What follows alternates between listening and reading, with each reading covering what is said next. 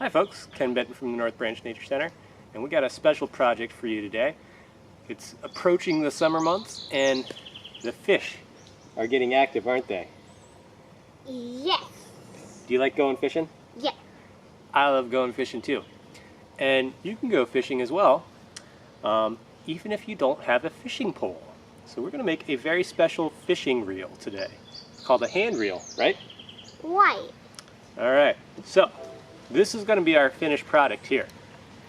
The way it works, you're going to carve a handle. You don't have to carve an indentation here. I did. It helps hold on the line a little bit better. But basically, you're creating a spool. We just have a stick on here for demonstration purposes. And you're going to spin this around, point the reel in the direction you want to aim. You're going to spin it around and cast it out. It's going to go flying off the reel, and then you can reel it in like this. If you have a bite or a snag. Right, if you have a bite. Or a snag. Or a snag, yeah, you got to get it off the snags. Alright, so this is what we're going to make. To do that, you need an axe is handy.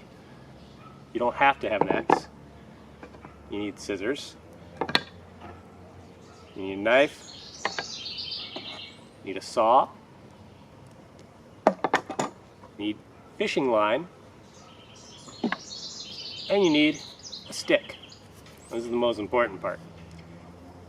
Now, it needs to be fairly thick, right? Right. This one's almost as thick as my fist. That's going to be good. About the thickness of a soup can is what you want. In fact, if you were in a pinch, you could actually use just the soup can and wind up the string around it and use the soup can. Have a soup can fishing rod, right? Right. All right. But So that's silly. that is silly. So what we're gonna do to make this, I need a safety circle first. Okay? Okay. Safety circle. Back up a little bit more. But I want to be in the shot. I know you want to be in the shot. So you can stand right back there behind me over there. Okay? That way you're in the shot but out of the way. Cool. Alright, we need to take our saw. I'm unfolding my saw, checking my safety circle. We're good. Now what we're going to do, we're going to cut all the way around this stick. Alright? But not all the way through. We're going to go in just about the thickness of the blade. Alright? Almost the thickness of the blade. You can actually take a marker and draw a line on how deep you want to cut, and then watch as you're cutting, and when you get as deep as that line, stop, rotate your stick a little bit, and then cut again until you hit that line again. Alright?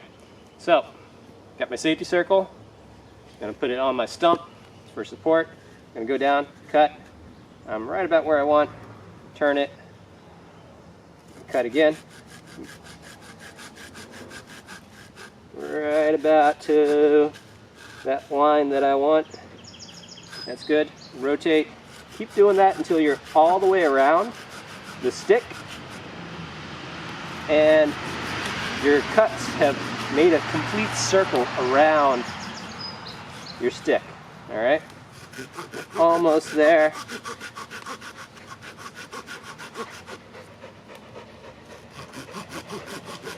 I've got two special helpers today. I got my boy, the man cub, and we got Earl Doggy.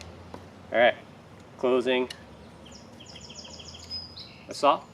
Alright. So now, we need to split our handle out. Alright? And actually, assistant, can you hand me that stick over there? The one that's partially peeled. This one? That one, yes. Thank you very much. Alright, if you saw our basic spoon carving video, you saw how to baton your knife. Alright, we're going to do that again, right? Right. Alright, I need you to have a seat on that stump right there. Awesome, thank you. Safety circle. Always have a safety circle when you're using something sharp. Alright, we're good. Now what we're going to do is I'm going to put my knife about the depth of my saw blade, about the depth of that cut onto the top of our log there. Set it on our stump. And I'm going to baton.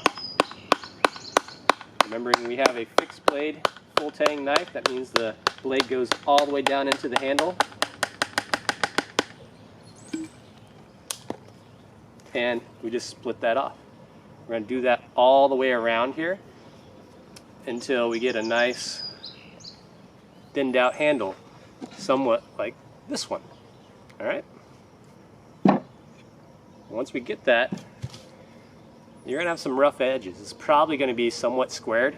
So you're going to carve away from yourself, hold behind the knife, and you're going to smooth out those edges. And you can do that as smooth as you want. You can even take sandpaper to it so it feels really nice and smooth on your hands. Alright? But rather than doing that right now, we're just doing a kind of rough smooth, taking all those edges off. Alright? Until it's somewhat rounded. Finished with my knife, so I'm going to put it back in the sheath.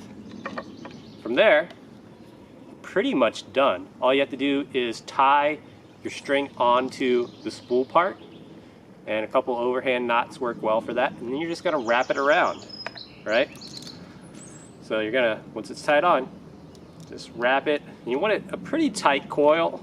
You don't want big knots in there because that's going to tangle up your line and it won't come off smoothly. But then you have your rod or your spool. All right. I did cut a little taper in here. You can see how it goes in there and then in there. That does help hold the line a little better, but it's not necessary. If you do decide to do that, you want to be really careful with how you're holding the wood. So safety circle, good. All right. So you're gonna cut away from yourself, always cutting away from yourself. All right. You can put your thumb on the back of the handle here to help push a little bit if you need to. You're just taking little cuts. Make sure your hand is behind where you're cutting. Now the hard part is when you're cutting the other way, right? Don't do this unless you feel really comfortable and the wood is thin enough to hold in one hand. All right, if your hand's too small to hold it comfortably, don't do this part.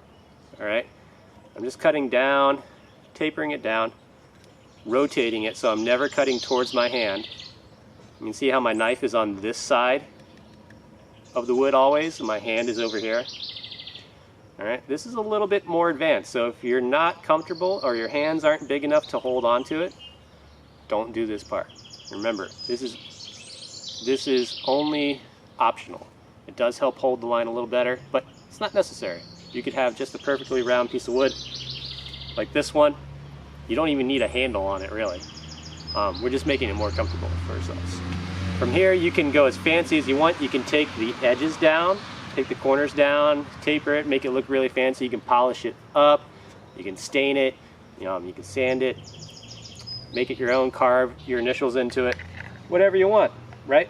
And put your name on it, or put your nature name on it. Put your name on it, or your nature name on it, right? Come on, bud. All right. So, what kind of fish are we going to catch with this? What do you think? Should we catch crappie? Sure. Or perch? Sure. Bass? Sure. Pike? Sure. Pickerel? Sure. Bluegills? Sure. Catfish? Sure. Killer whales? No. Oh. Yeah, it's a little too small for killer whales. All right. So, that's your basic fishing line. You can put a little hook on there, put some bait, cast it out, and should get a fish, right? Yeah. Awesome. So, good luck if you're trying this project, and happy fishing. Say bye. Bye. Bye.